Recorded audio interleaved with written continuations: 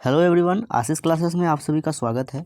तो इस वीडियो के माध्यम से आज हम लोग बायोलॉजी के प्रश्न को, जो ऑब्जेक्टिव के प्रश्न है, चैप्टर वाइज जो सीरीज चल रहा था एक, उसमें से हम लोग जैव प्रक्रम जो पहला चैप्टर है और पोषण, इसका हम लोग 50 ऑब्जेक्टिव इससे पहले वाले वीडियो में देख चुके हैं। ठीक है, और इसका लिंक हम डिस्क्रिप्शन में आप लोगों को दे दिए हैं। आप पहले इससे पहले वाला वीडियो को जाके देखिए और फिर इस वीडियो पे आइए और यहाँ से आगे, यहाँ से हम लोग 100 तक फिर प्रश्न को देखेंगे ऑब्जेक्टिव टाइप में। ठीक है, तो चलिए शुरू कर लेते हैं बिना किसी देरी के हम लोग। चलिए देखिए, 50 तक हम पहले पढ़ा चुके हैं आपको। ठीक है, तो इससे पहले वाले वीडियो में जाइए, वहाँ पे देखिए और 50 तक वीडियो आपको मिल जाएगा, 50 नंबर तक। आज हम लोग 51 नंबर से प्रश्न को स्टार्ट करने वाले हैं। तो 51 नंबर प्रश्न में क्या बोला है कि हरे पौधे में पोषण की विधि कहलाती है। हरे पौधे में जो पोषण होती है, तो पोषण की विधि को हम लोग क्या कहते हैं? तो इसका सही जवाब हो जाएगा स्वपोषण। कौन सा पोषण हो जाएगा?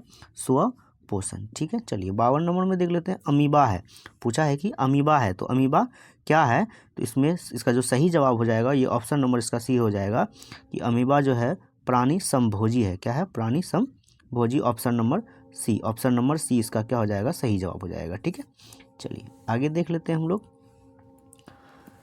प्रश्न नंबर 53 में क्या बोला है कि लार में कौन सा एंजाइम पाया जाता है? तो लार में कौन सा एंजाइम पाया जाता है? तो एमाइलेज। कौन सा एंजाइम?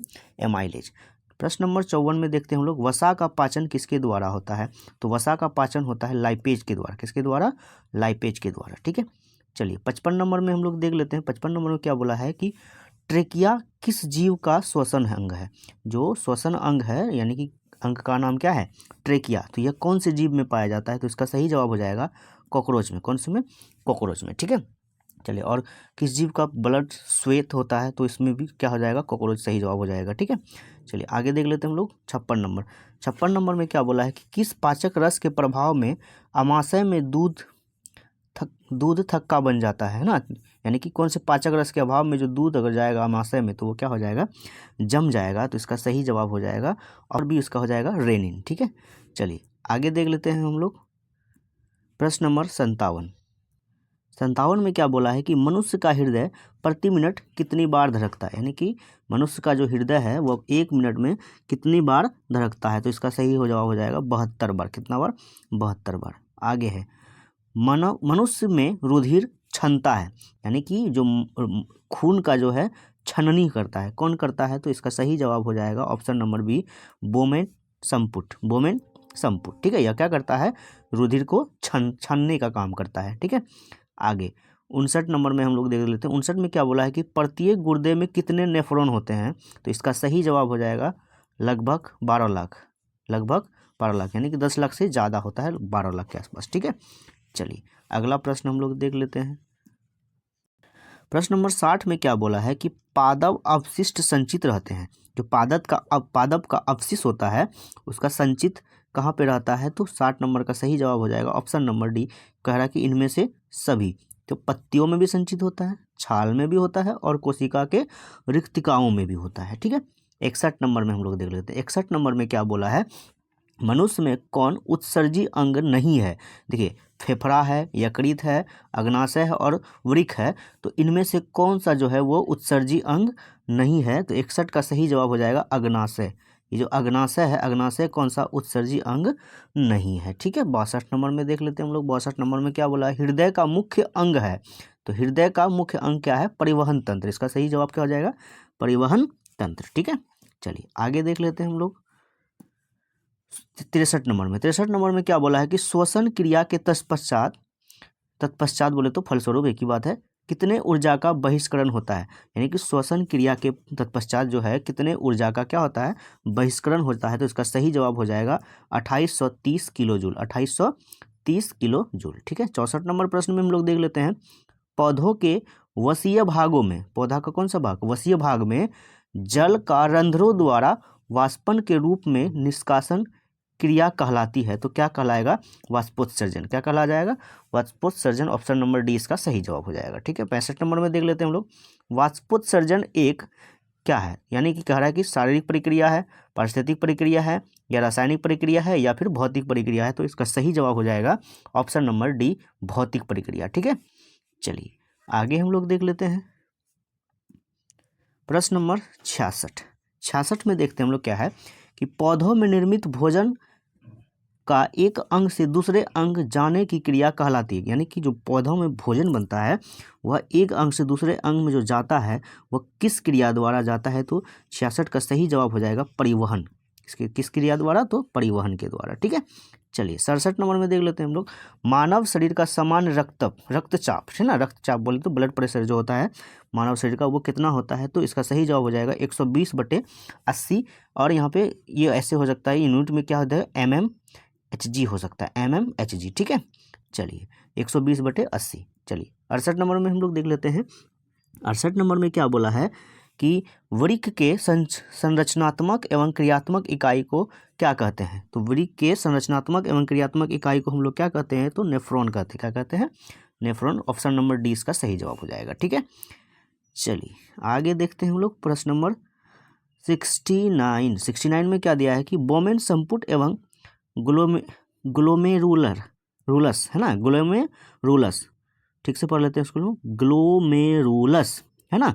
बोमेन संपुट एवं ग्लोमेरुलस को सम्मिलित रूप से क्या कहा जाता है, यानी कि ग्लोमेरुलस और बोमेन संपुट को सम्मिलित रूप से हम लोग क्या कहते हैं, इसका सही जवाब हो जाएगा ऑप्शन नंबर डी, मेलपिगियन कोष है ना। क्या कहते हैं इसको, मेलपिगियन कोष कहते हैं। ठीक है, 70 नंबर में देख लेते हैं हम लोग क्या है कि मानव का 100 ml रक्त की उपस्थिति यूरिया की समान मात्रा होगा। कहने का मतलब है 100 ml जब हम लोग क्या लेंगे, ब्लड लेंगे, रक्त लेंगे, खून लेंगे, तो उसमें यूरिया की मात्रा कितना होगा, तो 70 का सही जवाब हो जाएगा ऑप्शन नंबर बी, 30 मिलीग्राम।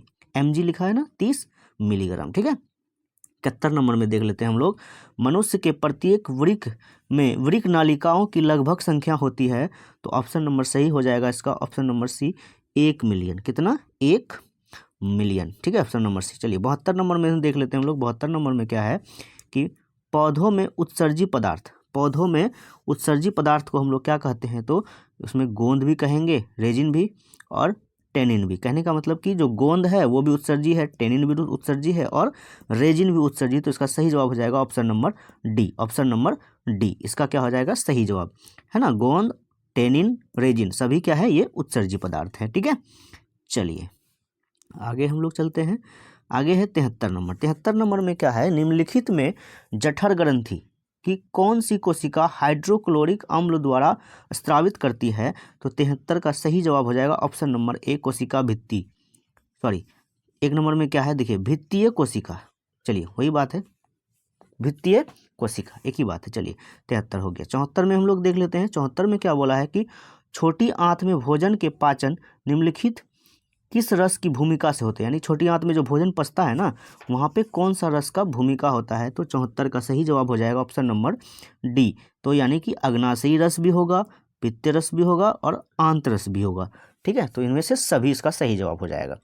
चलिए 75 में हम लोग देख लेते हैं। 75 में क्या बोला है कि वह विधि जिसमें जीव पोषण तत्वों को ग्रहण कर उनका उपयोग अपने वृद्धि एवं जनन के लिए करते हैं, तो उसको हम लोग क्या कहते हैं, तो 75 का सही जवाब हो जाएगा पोषण। क्या कहेंगे, पोषण कहेंगे। ठीक है, आगे आ जाते हैं हम लोग। चलिए 76 नंबर में देख लेते हैं हम लोग। 76 में क्या बोला है कि अमाशय में भोजन के गाढ़े लेई की तरह रूप को कहते हैं, यानी कि जो भोजन है अमाशय में जाता है तो वो गाढ़े ले की तरह बन जाता है, तो उसको हम लोग क्या नाम से जानते हैं, तो इसका सही जवाब हो जाएगा काइस। इसको हम लोग क्या बोलते हैं, काइस बोलते हैं। ऑप्शन नंबर ए सही जवाब हो जाएगा। चलिए 77 नंबर प्रश्न में हम लोग देखते हैं, तिलचट्टे के रक्त को क्या कहते हैं, तो तिलचट्टे के रक्त को हम लोग बोलते हैं हीमोलिम्फ। क्या बोलते हैं, हीमोलिम्फ। और ये कैसे कलर का होता है, तो ये श्वेत कलर का होता है। ये प्रश्न पूछा गया है 2021 के एग्जाम में। ठीक है, चलिए अब हम लोग 78 नंबर में देख लेते हैं, कौन संवहन ऊतक है, यानी कि इसमें ऊतक का नाम दिया है लेकिन वह कौन जो होगा वो संवहन होगा, तो ऑप्शन नंबर डी इसका सही है। कहने का मतलब कि बी और सी कौन, एपिडर्मिस और फ्लोएम, ये क्या है कि संवहन ऊतक है। ठीक है, जाइलम इसमें नहीं होगा। एपिडर्मिस और फ्लोएम जो है ये कौन सा ऊतक है, तो संवहन ऊतक है। ठीक है, और हम लोग देख लेते हैं 79 में क्या बोला है कि मनुष्य के शरीर में सबसे बड़ी ग्रंथि जो होती है वो कौन सी हो जाएगी, तो ऑप्शन नंबर हो जाएगा डी, यकृत। कौन सा, यकृत। 80 नंबर में हम लोग देख लेते हैं। 80 में क्या बोला है कि रक्षी कोशिकाएं पाई जाती है, तो रक्षी कोशिका पाई जाती है कहाँ पे, पत्तियों में। कहाँ पे, पत्तियों में। 81 नंबर में देख लेते हैं हम लोग। 81 नंबर में बोला है कि कुपिकाओं के कारण फेफड़ों का आंतरिक क्षेत्रफल वास्तविक रूप से बढ़कर कितना हो जाता है। तो इसका सही जवाब हो जाएगा 80 वर्ग मीटर। कितना हो जाएगा? 80 वर्ग मीटर। चलिए 82 नंबर में देख लेते हैं हम लोग। क्या बोला है कि इनमें से कौन प्रकाश संश्लेषी अंगक है। कैसा अंगक है? ये प्रकाश संश्लेषी है। तो 82 का सही जवाब हो जाएगा हरित लवक। ठीक है, चलिए आगे देख लेते हैं हम लोग। प्रश्न नंबर 83 में क्या बोला है कि श्वसन क्रिया का निम्नांकित में किस गैस का ग्रहण किया जाता है। यानी कि कहने का मतलब श्वसन क्रिया में जो है कि कौन सा गैस को ग्रहण किया जाता है। तो H3 का सही जवाब हो जाएगा O2। बोले तो ऑक्सीजन। क्या बोले थे? ऑक्सीजन। चलिए 84 नंबर में क्या है कि क्लोरोफिल अणुओं को कहते हैं, क्लोरोफिल अणुओं को हम लोग क्या कहते हैं? तो प्रकाश संश्लेषी इकाई कहते हैं। प्रकाश संश्लेषी इकाई ऑप्शन नंबर ए इसका सही जवाब हो जाएगा। 85 नंबर में हम लोग देख लेते हैं। 85 में क्या बोला है कि ट्रिप्सिन नामक एंजाइम पाया जाता है। तो ट्रिप्सिन नामक एंजाइम पाया जाता है अग्नाशयी रस में पाया जाता है। कहाँ पे? अग्नाशयी रस में पाया जाता है क्या? ट्रिप्सिन नामक एंजाइम। चलिए 86 नंबर में हम लोग देख लेते हैं। 86 में क्या बोला है कि स्वपोषी पोषण के लिए आवश्यक है। स्वपोषी पोषण के लिए आवश्यक है। तो 86 का सही हो जाएगा हरित लवक भी हो जाएगा, CO2 भी हो जाएगा और सूर्य प्रकाश भी हो जाएगा। यानी ऑप्शन नंबर डी इसका क्या है? सही जवाब है।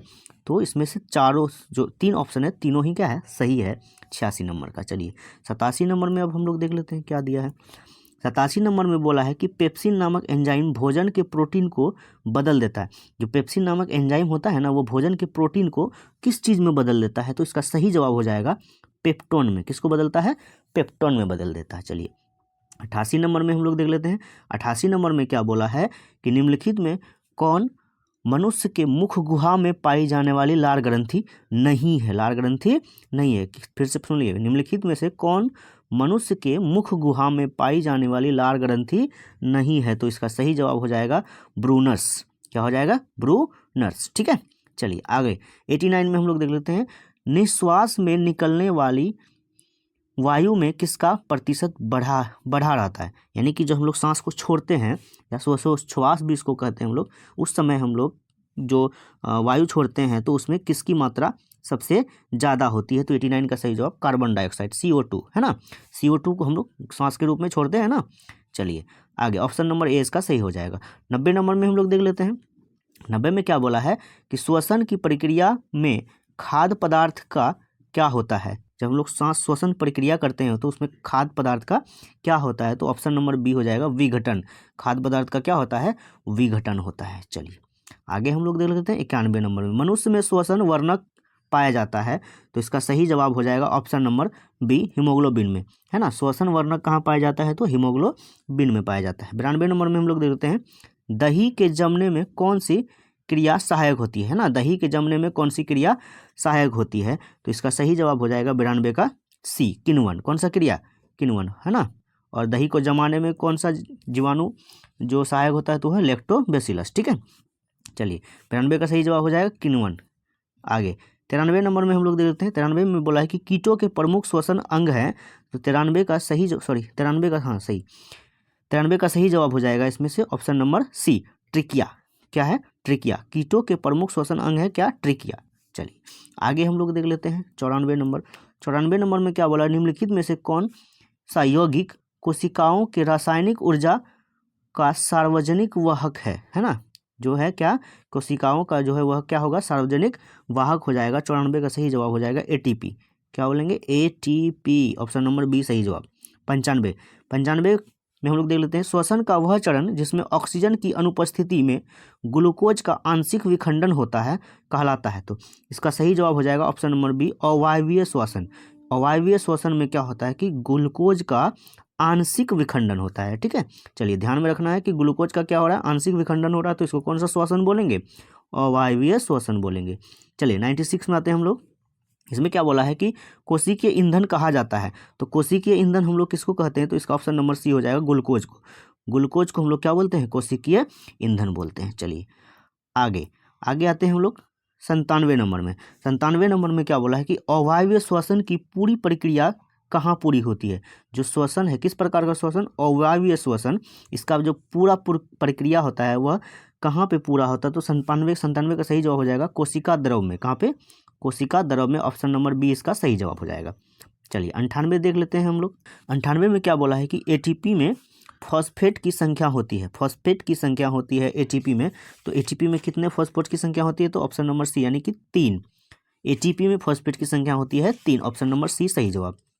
99 रक्त क्या है ना? इसमें पूछा है रक्त क्या है, तो 99 का सही जवाब हो जाएगा ऑप्शन नंबर सी। रक्त एक पदार्थ है। रक्त एक क्या है? पदार्थ। ठीक है। चलिए 100 नंबर में अब हम लोग देख लेते हैं मृतोपजीवी, है ना। मृतोपजीवी का उदाहरण है तो देखिए अमीबा, क्या है? गोबर छत्ता, अमरबेल या फिर अड़हुल। इनमें से कौन सा? उड़हुल, ठीक है, या अड़हुल भी बोल सकते हैं। तो इनमें से कौन सा जो है वह मृतोपजीवी का उदाहरण है? तो 100 का सही जवाब हो जाएगा ऑप्शन नंबर बी, यह गोबर छत्ता। क्या बोलेंगे? गोबर छत्ता, गोबर वाला जो छत्ता होता है। ठीक है। चलिए 101 में देख लेते हैं हम लोग।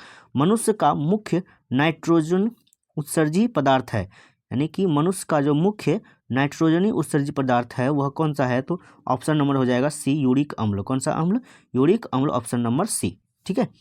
चलिए उम्मीद करते हैं आप सभी को यहाँ से अच्छे तक समझ में आ गया होगा, या फिर अगर जो पहले से पढ़े हुए हैं तो वह इसको रिवाइज एक बार कर लें अच्छे से, है ना। जो आपके एग्ज़ाम के पॉइंट ऑफ व्यू से काफ़ी इम्पोर्टेंट होने वाले हैं, आपके एग्ज़ाम के दृष्टिकोण से। ठीक है।